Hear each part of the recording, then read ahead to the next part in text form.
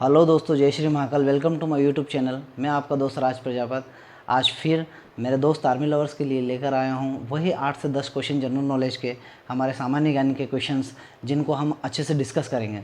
तो जैसा कि मैंने पहले भी बताया था कि आपको 8 से 10 जगह से अलग अलग देखने की ज़रूरत नहीं है।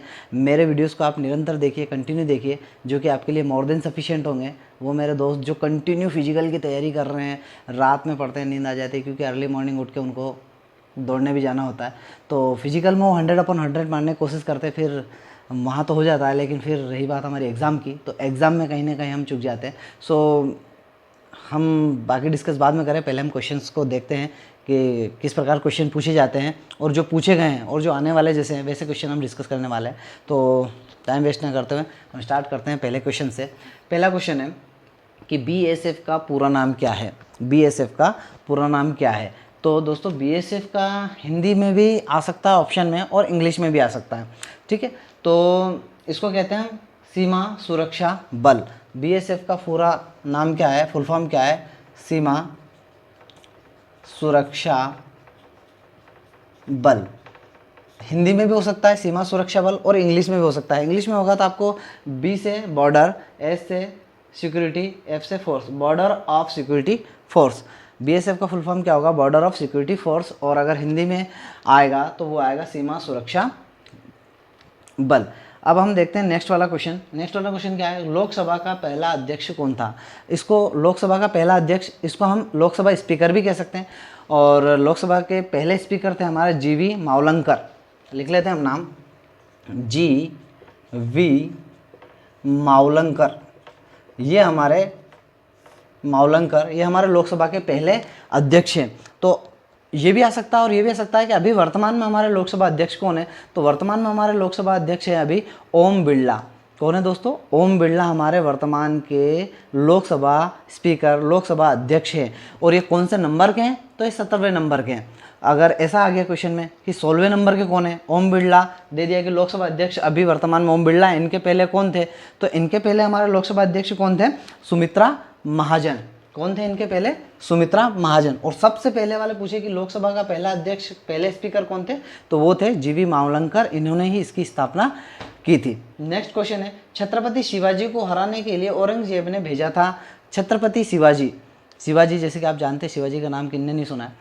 शिवाजी को हराने के लिए औरंगजेब ने किसको भेजा था? उन्होंने अपने यहाँ से भेजा था राजा जय सिंह। राजा जय सिंह को भेजा था। किनको भेजा था? राजा जय सिंह को। तो हम यहाँ लिख लेते हैं राजा जय सिंह।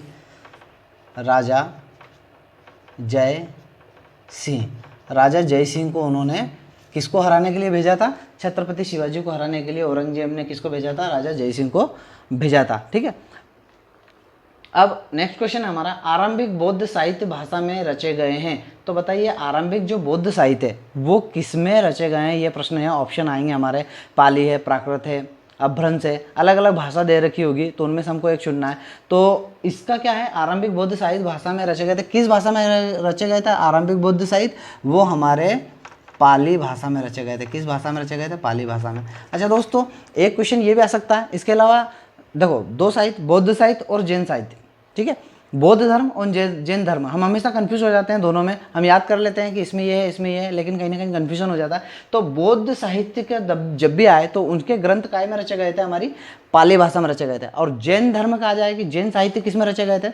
तो हमारी प्राकृत भाषा में रचे गए थे। अब हमें कंफ्यूज नहीं होना है। इसको याद करने की ट्रिक क्या है कि आपने देखा होगा जो जैन लोग होते हैं, जैनी लोग होते हैं, वो कुछ भी नॉनवेज नहीं खाते हैं, मांस वगैरह को छूते तक नहीं, देखते भी नहीं है, खाते नहीं है, बिल्कुल ही शाकाहारी होते हैं। तो आपने देखा वो प्राकृतिक चीज़ें खाते हैं, फल फ्रूट सब्जियां, प्राकृतिक। तो दैट मीन्स जैन धर्म की भाषा क्या होगी? प्राकृत भाषा होगी। और वो उसमें ग्रंथ भी किस में रचेंगे? प्राकृत भाषा में रचेंगे। तो एक याद रख लिया हमने, क्या याद रखा कि जैन धर्म के जो साहित्य है वो किस में रचे गए थे? प्राकृत भाषा में रचे गए थे। तो दूसरा अपने आप याद हो जाएगा हमको कि बौद्ध साहित्य की भाषा क्या है और उनके जो ग्रंथ काय में रचे गए थे? पाली भाषा में रचे गए थे। ठीक है, नेक्स्ट क्वेश्चन हमारा, भारत में वन अनुसंधान संस्थान कहाँ है? भारत में वन अनुसंधान संस्थान है दोस्तों देहरादून में। कहाँ पर है? भारत में वन अनुसंधान संस्थान कहाँ पर है? देहरादून में। देहरादून में भारत में वन अनुसंधान संस्थान है, देहरादून में। नेक्स्ट क्वेश्चन है, भारत की पहली महिला प्रधानमंत्री, भारत की सॉरी नॉट भारत की, यहाँ लिखा है संसार की। संसार की पहली महिला प्रधानमंत्री कौन है? तो संसार की पहली महिला प्रधानमंत्री, और ऑप्शन दे देंगे वो इंदिरा गांधी। तो हम क्वेश्चन को पूरा पढ़ेंगे भी नहीं और ऑप्शन को टिक कर देंगे इंदिरा गांधी, लेकिन वहाँ गलत हो जाएगा। हमें ध्यान देना है क्वेश्चन पे कि संसार की बोला है। तो संसार की पहली महिला प्रधानमंत्री किस देश की है? श्रीलंका की। अगर पूछ लिया कौन से देश की है तो ऑप्शन में देखेंगे श्रीलंका, और श्रीलंका की है तो श्रीलंका की कौन है, उनका नाम क्या है? तो हम देख लेते हैं कि संसार की पहली महिला प्रधानमंत्री जो कि कहाँ की? श्रीलंका की, उनका नाम क्या है? तो उनका नाम है सिरिमाओ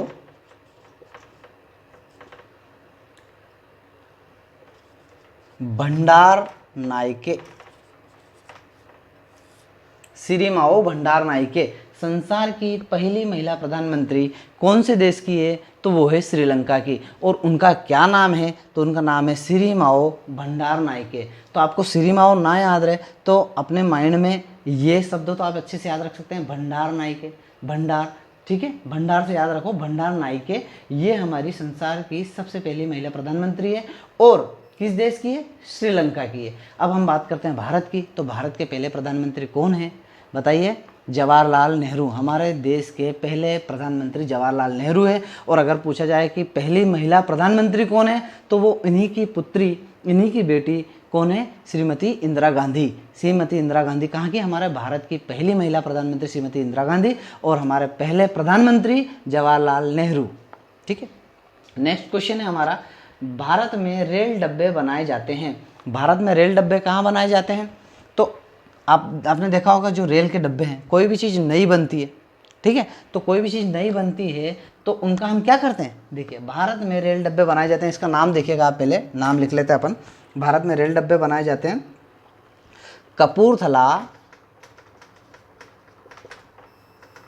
कपूरथला तथा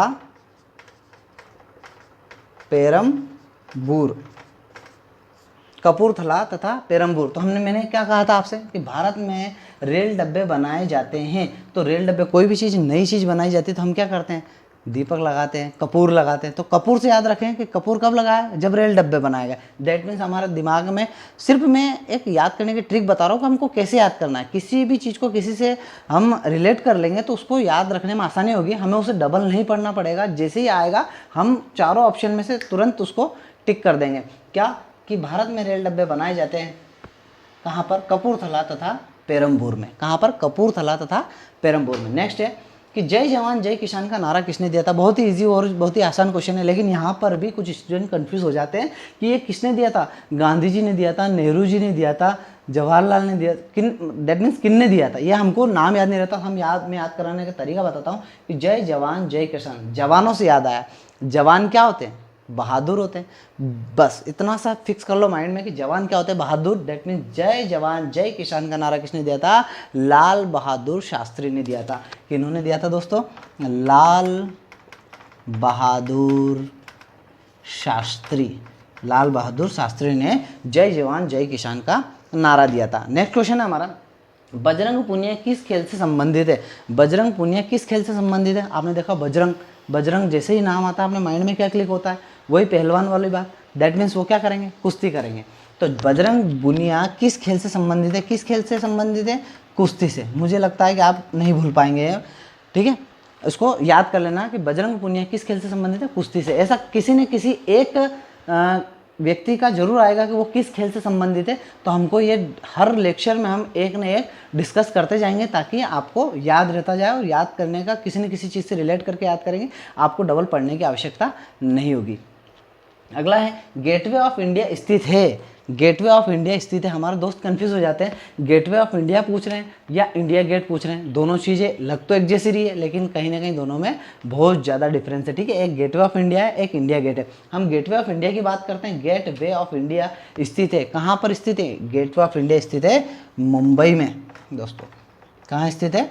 मुंबई में। अब इसके बारे में और बता दूं कि गेटवे ऑफ इंडिया, अब गेट वे ने क्या होता है? रास्ता। तो एक ऐसा रास्ता जो कि इंडिया में आप प्रवेश कर सकते हैं, समुद्री रास्ते से प्रवेश कर सकते हैं, है ना। तो गेटवे ऑफ इंडिया कहाँ पर है?